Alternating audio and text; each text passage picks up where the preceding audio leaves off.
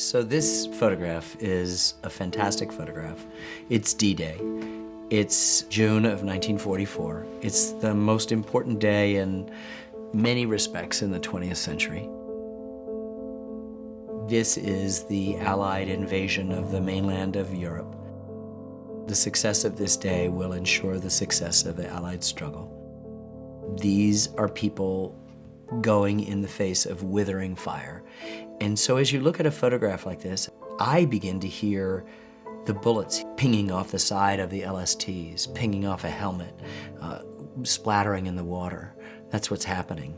The odds of one of these 7 helmets that are intimately in our foreground are going to make it through this morning are real slim. And that moves me. This matters. This photograph matters.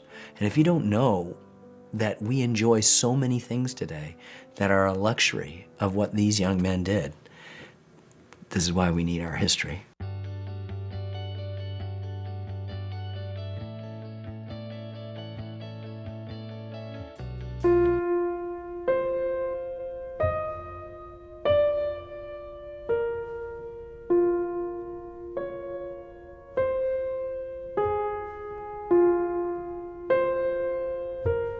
I felt that we need to know the people we send to war. And there's a statistic that says that during World War II, 100% of Americans knew a soldier in combat.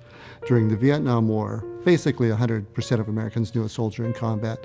But during the Iraq and Afghanistan wars, it's only 2 or 3% of Americans know a soldier in combat. And so I really felt that we needed to get to know the soldiers, we needed to hear their stories, and they needed to tell their stories.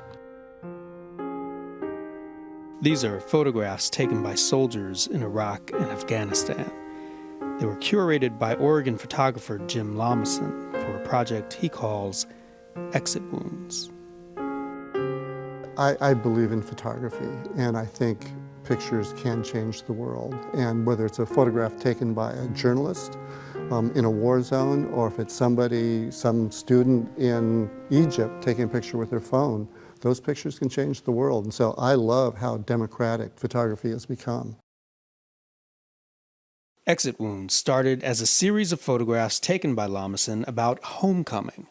But the veterans kept talking about their lives at war, so Jim collected their photographs and added them to his. Every time I get into a situation, I want the situation to dictate to me what I should do. And I think that relates to some of the things that, the minor white disciples were hearing from minor white. Listen to the subject, look at the subject, and pay attention, and don't go in with preconceived notions, because those are deal killers almost every time. He's a photographer who puts himself in the background when he needs to, and whose skills allow him to bring the issue to the foreground, but he doesn't foreground himself. A veteran of the interim group and an artist in Blue Sky's very first show, Jim Lommasson listens with his eyes as well as his ears. For decades, he's turned artful listening into pictures that help us see with a new perspective. This is one of the very first pictures he took when he was only about 8 years old. And I'm not sure why, but I thought that rather than just take a picture of my family on the beach, I should go out in the water and maybe take it from a fish's eye view. Since then, he's earned shows and awards with witty pictures of religious icons in the aftermath of Hurricane Katrina, pictures of different generations of paintings fading into each other at the Oaks Park Carousel. And Lommasson won the prestigious Dorothea Lange Paul Taylor Prize for Shadow Boxers, a book of photos celebrating the role of the gym in America's inner cities. These days, Jim is trying something new with his photography. What we carried, Fragments from the Cradle of Civilization, is a project about leaving one's homeland. When I first started working on the Exit Wounds project, I thought I probably should hear from an Iraqi person. And I'd been interviewing the soldiers, but I thought an Iraqi person could give me some information that would help the project. Jim met Dr. Bahir Bhuti, an Iraqi refugee here in Portland. I was an activist, being a psychiatrist, a professional, And I wrote articles in newspapers. You know, people wanted peace, wanted democracy. We were going against militias, we were going against terrorists. My name came in a list of people to be assassinated. That was at 2006, and then that's when I decided that it's not a game anymore. I should leave. Baher gave Jim a window into an entire community of Iraqi refugees who landed here in Oregon, and Jim's eyes began to listen. I thought I would photograph the people in their apartments or houses, and that didn't tell the story. But visiting refugees in their new apartments, Jim began to notice that each one had managed to carry a couple of items that meant everything to them. The items were their connection to the lives they had left behind.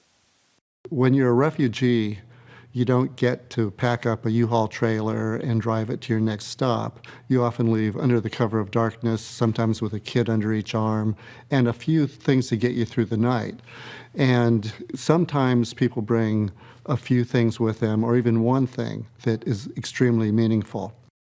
That object that they've carried with them carries so much importance that I wanted to help tell the story of leaving your homeland. So instead of taking a picture of the refugee, Jim decided to photograph their objects. But he didn't stop there. I returned the photograph to them, and I asked them to write that story on the photograph. The people who, on this project, who collaborated with him, sort of took some of those pieces to the next level. Some simply labeled the item.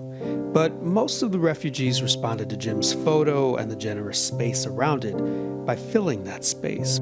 Artists such as Samir Khurshid told stories about their objects in elaborate drawings. They gave Jim jewelry, teen bracelets, letters, passports, Arab to English translators, a Quran. An 11-year-old girl gave Jim her Barbies. Most of all, they gave him photos. That was my honeymoon. I like it because it was the first time for us after getting married, you know, a honeymoon, to go and have this kind of free time on the lake together. It was nice.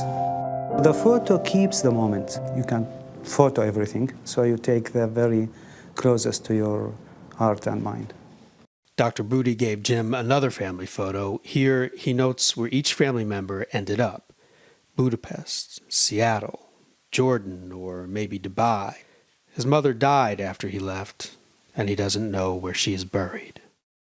We have been in the diaspora, and very spread all over. So again, trying to express this frustration of the situation.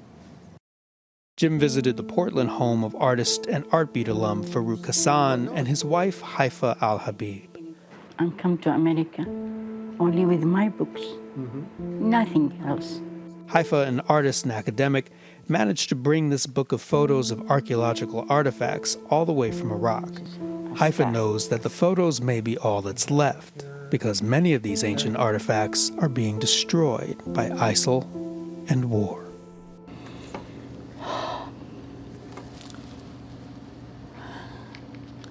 I feel sad.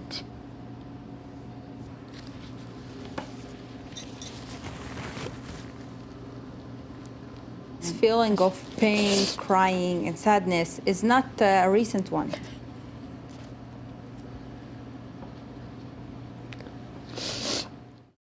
It's kind of very painful. Losing history is not easy because it was there someday. It will never be there anymore. As she was talking and writing and painting, she was weeping. And tears were falling. Tears were falling on the artwork. So what Jim is doing is this extraordinary collaboration. He's a documentary and a social photographer, but with the highest goals. And his impulses are not to exploit a situation, but to bring forth the truth. And that's something that is going to make this stand the test of time.